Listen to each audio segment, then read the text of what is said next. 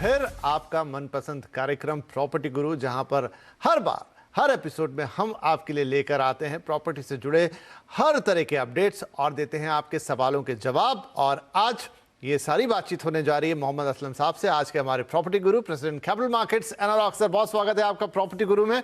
तो सबसे पहले तो हमेशा की तरह एक मार्केट अपडेट आपसे लेंगे। कैसा है बाजार अभी, और अब हम बिल्कुल फेस्टिव सीजन के मुहाने पे खड़े हैं। देखिए, बिल्कुल सही बोला आपने कि फेस्टिव सीजन के मुहाने पे खड़े हैं। और जो जैसे मैंने पिछली बार आपकी जब शो पे आया था तो मैंने कहा था कि एक जून का मंथ हमें देखना पड़ेगा उसके रिजल्ट्स कैसे हैं। तो एज एक्सपेक्टेड क्योंकि काफी चीजें हुई, इन्फ्लेशन के बारे में बहुत बातें हुई, रेट ऑफ इंटरेस्ट बैंक्स ने बढ़ा दिए थे 0.9 बेसिस के हिसाब से, 90 बेसिस पॉइंट उन्होंने बढ़ा दिए। तो उसके चलते हुए थोड़ा सा सेंटिमेंट डाउन हुआ था। लेकिन अगेन जुलाई में काफी अच्छा वापस लोगों का जो फॉल्स है प्रोजेक्ट साइट्स पे बिल्डर्स की पैन इंडिया काफी अच्छा देखने को मिला है। काफी नए नए लॉन्चेस भी हुए हैं और मुझे लगता है तैयारी फेस्टिव सीजन की ही है। काफी डेवलपर्स अपने जो प्रोजेक्ट्स जो उनकी प्लानिंग थी उसको थोड़ा सा प्रीपोन करके उसको वो जल्दी लॉन्च करने की कोशिश कर रहे हैं।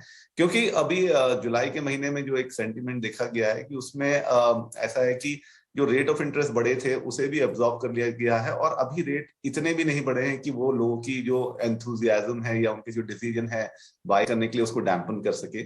सो आई थिंक अभी एवरेज रेट कुछ 7.75 है, तो उसके चलते हुए भी अभी भी बहुत अट्रैक्टिव रेट है और वो बहुत हेल्प कर रहा है अभी भी डेवलपर्स को।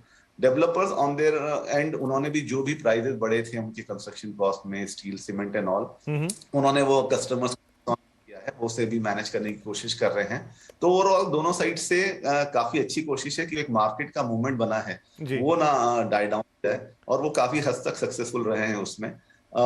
जुलाई का महीना अच्छा रहा in terms of launch, site visits या बुकिंग के हिसाब से। और लोगों को लग रहा है कि यहाँ से अगर थोड़ा राइज फिर भी होता है इंटरेस्ट रेट में, फिर भी उसको मैनेज किया जा सकता है क्योंकि फेस्टिव सीजन अराउंड है, तो उसको वो मैनेज करने की कोशिश कर रहे हैं। साथ ही साथ हमने देखा है कि अभी थोड़ा जिसकी वजह से ये सारा रेट ऑफ इंटरेस्ट या इन्फ्लेशन या महंगाई बढ़ने की जो बातें थी वो यूक्रेन और रशिया वॉर की थी, वो भी थोड़ी सी कंट्रोल में होती हुई दिख रही है। तो मुझे लगता है अभी भी मार्केट है और काफी अच्छा रहा जुलाई की महीने। चलिए, तो अच्छी बात है, सारी चीज़ें अपनी जगह पर हैं। जून अच्छा रहा, जुलाई जो अक्सर हिस्टोरिकली क्योंकि बरसात शुरू हो जाती है बॉम्बे जैसे मार्केट्स में थोड़े से लोगों का फुटफॉल कम होता है, लेकिन वैसी कोई चीज़ देखी नहीं गई। अच्छे लॉन्चेस हो रहे हैं, इंटरेस्ट रेट बढ़े हैं, लेकिन फिर भी अभी वो लोगों की पहुंच से बाहर नहीं निकले हैं और डेवलपर्स ने भी दाम बढ़ाने का ऐसा कुछ खास सिलसिला पकड़ा नहीं। तो कुल मिला के सब कुछ अच्छा दिख रहा है। लेट्स सी फेस्टिव सीजन में किस तरह से मार्केट टर्न अराउंड होती है, आपके लिए इसमें क्या निकल कर आता है। चलिए, ये सारी बातें और हम करेंगे, लेकिन अब जरा कॉलर से बात कर ली जाए। करिश्मा जी गुरुग्राम से हमें कॉल कर रही है। करिश्मा जी, बहुत स्वागत है आपका, क्या पूछना चाहेंगी? मेरा क्वेश्चन है, एक प्रोजेक्ट है एमसीएम कैपिटल जो द्वारका एक्सप्रेस वे पे बन रहा है अभी 113 सेक्टर में।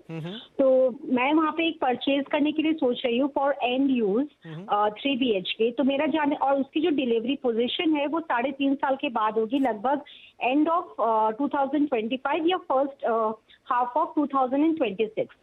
So looking at the real estate का जो मार्केट है करेंटली, तो मुझे एक ये डर है कि कहीं मैं जो पैसे इन्वेस्ट कर दूं तो बाद में ये पैसे जो मेरे हैं कहीं इधर उधर ना हो जाए कि पोजीशन ना मिले या फिर मुझे मतलब ना इसका प्राइस जो है वो और डाउन हो जाए।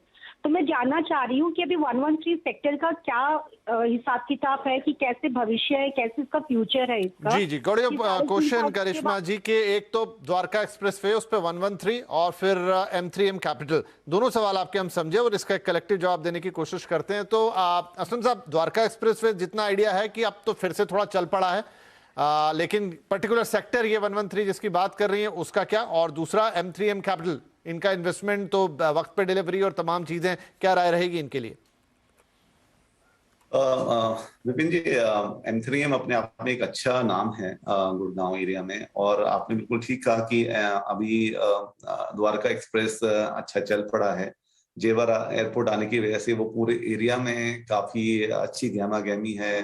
काफी वहाँ पे जो प्लानिंग है, इकोनॉमिक एक्टिविटीज की प्लानिंग हो या कमर्शियल रियल एस्टेट की या रेजिडेंशियल की, सब ने काफी जोर पकड़ा हुआ है और काफी अच्छा मार्केट लग रहा है। ओवरऑल मार्केट भी काफी सपोर्ट कर रहा है अभी पैन इंडिया, उसमें एनसीआर का भी अपना कंट्रीब्यूशन है उसके लिए, जो उनका अपना हिस्सा है वो उसमें डेफिनेटली काम कर रहे हैं। करिश्मा जी को एडवाइस यही होगी, देखिए करिश्मा जी आज की डेट में बिल्कुल अच्छा है आपका जो लोकेशन है, आपने एक अच्छा लोकेशन आइडेंटिफाई किया है 113 सेक्टर, उसकी कनेक्टिविटी दिल्ली हो या गुड़गांव के दूसरे एरियाज हो काफी अच्छी है, द्वारका एक्सप्रेसवे पे है, तो ओवरऑल अभी सिचुएशन अच्छी दिख रही है।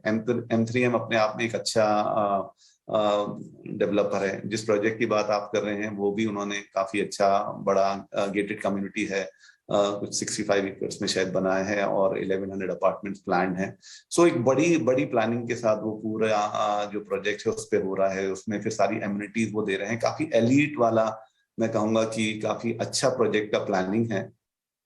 आपका डर बिल्कुल सही है क्योंकि एनसीआर ने जो पिछले सालों में काफी अच्छा नहीं परफॉर्म किया था, लेकिन अभी 2-2.5 साल से मार्केट अच्छा कर रहा है वहां पे। तो ये एक जो हमारा डर रहता है रियल एस्टेट को रह के वो रहेगा ही, उसमें मतलब उसका कोई सॉल्यूशन तो नहीं मिल सकता आज की डेट में। लेकिन अगर आप जो मैंने फैक्टर्स बताए उसके हिसाब से फ्यूचर अच्छा दिखता है।